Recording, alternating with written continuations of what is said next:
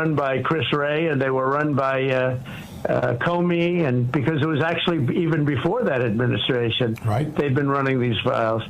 And so much of the things that we found were fake with me. And so much of the things that we found were fake with me. And so much of the things that we found were fake with me.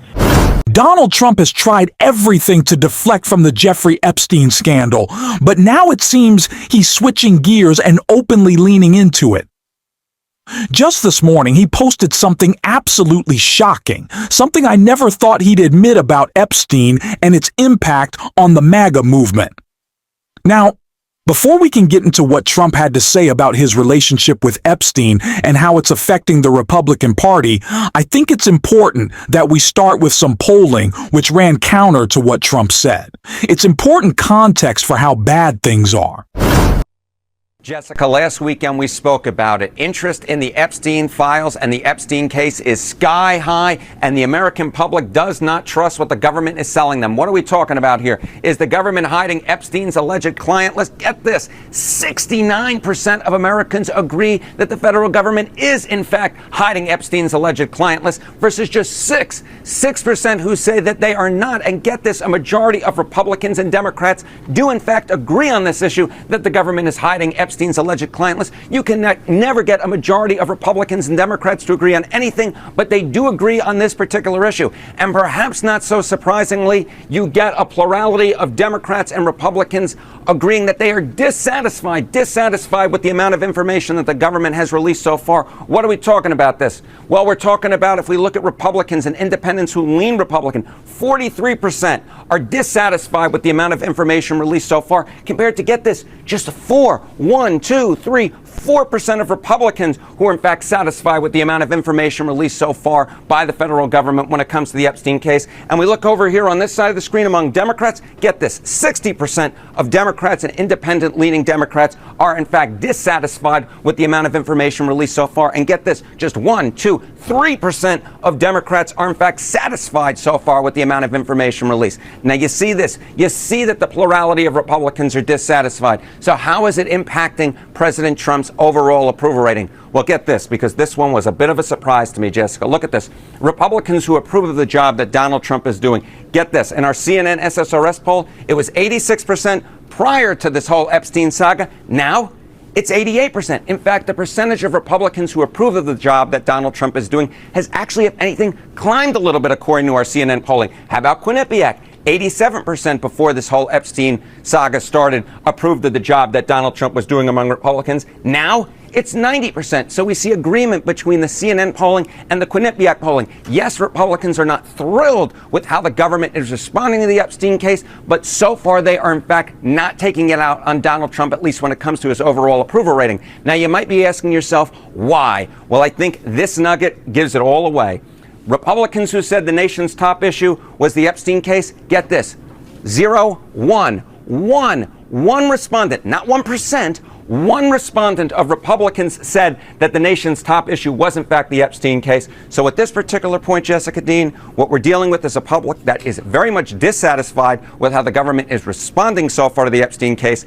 A lot of folks, both on the right and the left, do in fact believe that the government is hiding Epstein's alleged client list, but yet when it comes to his approval rating, Donald Trump's approval rating with the Republican base, so far they're sticking with him, because at this point, even if they believe the government is potentially hiding something, they don't think it's all that important. Back to you. It's honestly shocking that Republicans are finally breaking with Trump over Epstein after years of backing him through election lies, cuts to health care, and SNAP. But now, suddenly, they're questioning him? Trump clearly senses trouble, which is why he's feeding the base with a new conspiracy. One Tim Burchett is now helping him spread. This clip is right here. Joined now by GOP Congressman Tim Burchett of Tennessee, who has called for more transparency in the Epstein case. Good morning, Congressman. You've co-sponsored the bipartisan Epstein Files Transparency Act, which would force the House to vote on whether or not to release all government files on Epstein. What exactly do you think the government is withholding here? Well, that's the million-dollar question, ma'am. I applaud the president and Attorney General Bondi for wanting to release the grand jury files. I believe that'll pretty much cover everything. But I would give everybody a caveat, or that's a big word, but a warning, that just because somebody flew on a plane doesn't mean they're a dadgum pedophile. You know, I have a lot of wealthy friends. I aspire to be wealthy, but I've taken a vow of poverty because my daughter rides horses. So, but I have a lot of wealthy friends, and they fly on people's planes, and their plane will be down, and they'll say, hey, we're going somewhere, and we got an extra seat. Do you want to go? And they don't even know the person on the plane. So, you know, that's one of the things I worry about, too, because, you know, President Trump admitted that he flew on his dadgum plane, and so I worry about some innocent people. I worry about, there's over 1,000 people that this dirtbag apparently offended. And currently, I believe the devil's dealing with him. But I worry about some of those innocents' names being out on that, too, as well. Yes, ma'am. So, Congressman, you think unsealing the grand jury records is enough for you now? I think it's a start. I don't think we're ever going to get to the bottom of anything, all of it, ma'am. I mean, look at the Kennedy assassination. Do you actually believe Lee Harvey Oswald shot President Kennedy from the front and the back, and this magic bullet appears an hour later on a hospital gurney and in an emergency room? You know, this town doesn't give up its secrets very easy, and I'd warn people too. Now we're getting a hold of this stuff. What happened the last 4 years under the Biden administration?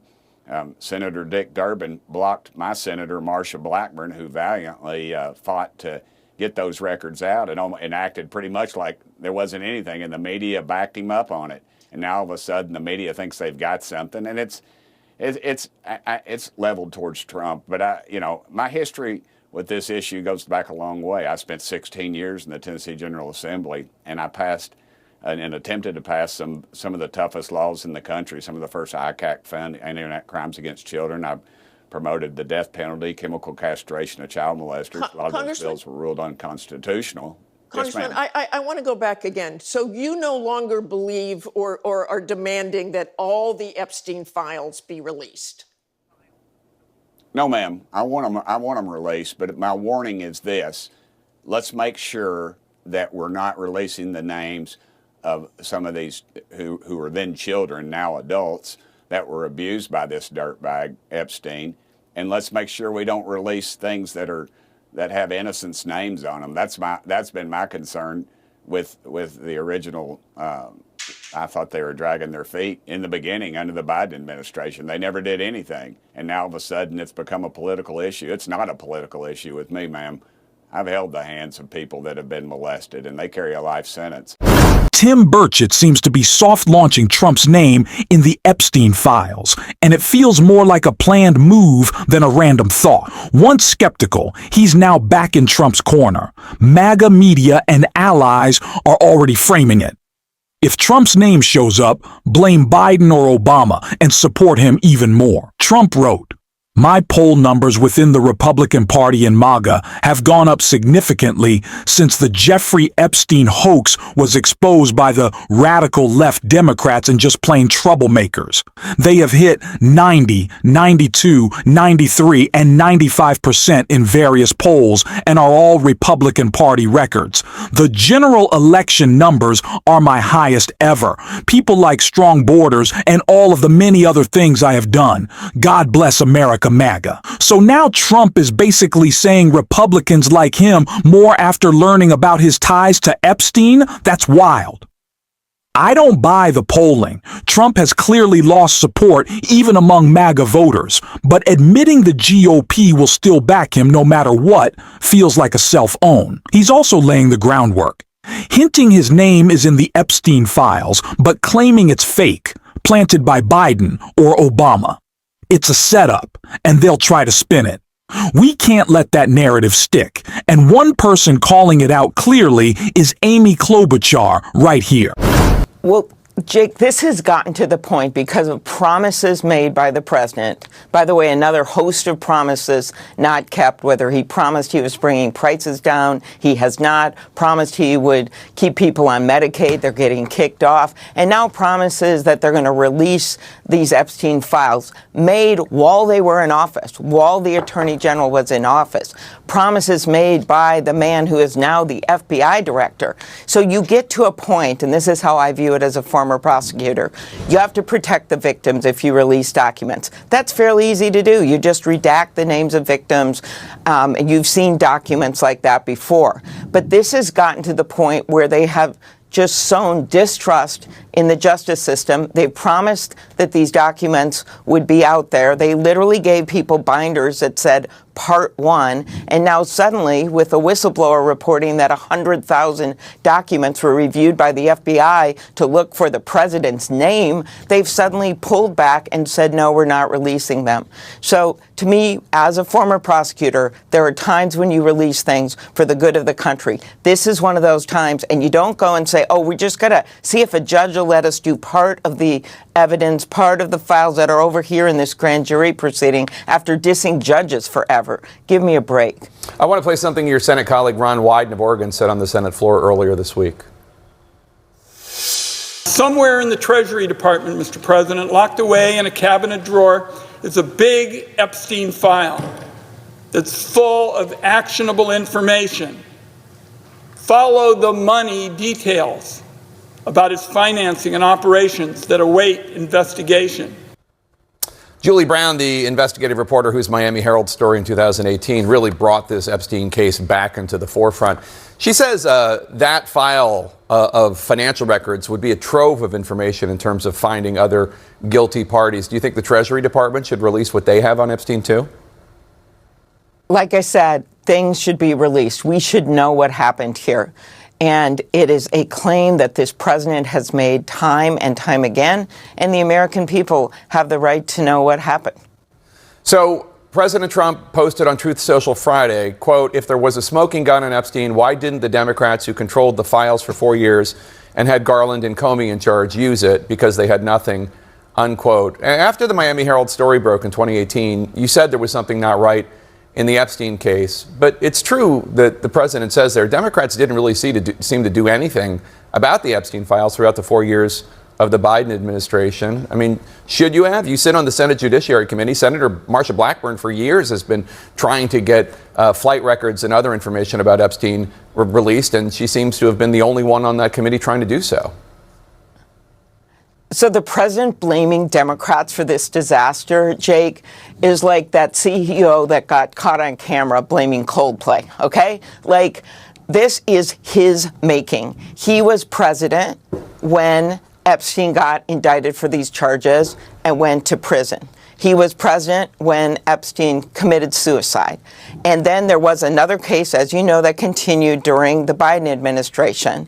But he was president back then, so all of us would believe they know what's in these documents. They know it's there. They've been claiming forever that they should be released. And it is the Trump administration that gave a bunch of binders that said Volume 1 to reporters just in the last month. It is the Trump administration that has made this promise that they're going to release it.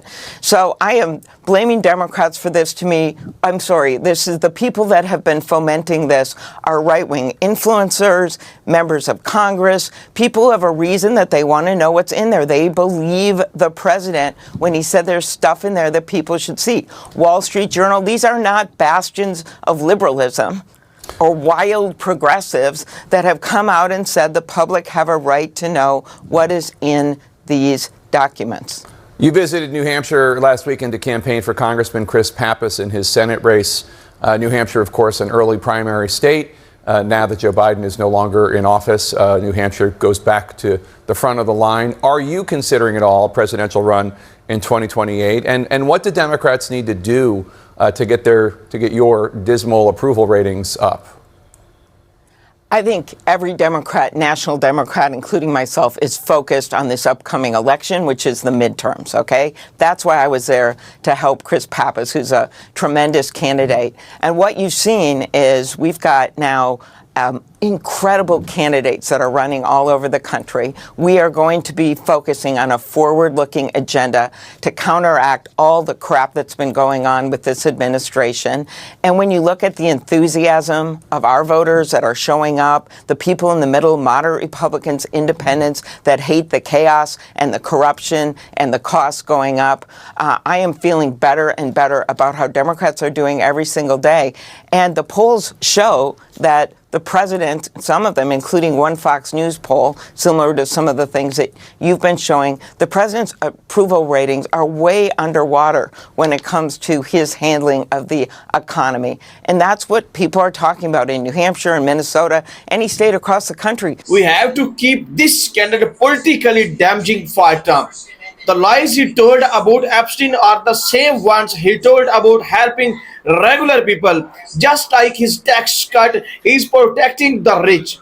Some of the most dangerous people in the country, he is abusing the DOJ to cover for himself. And that's the message we need to keep pushing. And if you want to support that, as always, you can hit that subscribe button and leave a like on this video. And if you stuck around at the end, you can drop the blue art in the comments. And until next time, I will see you soon.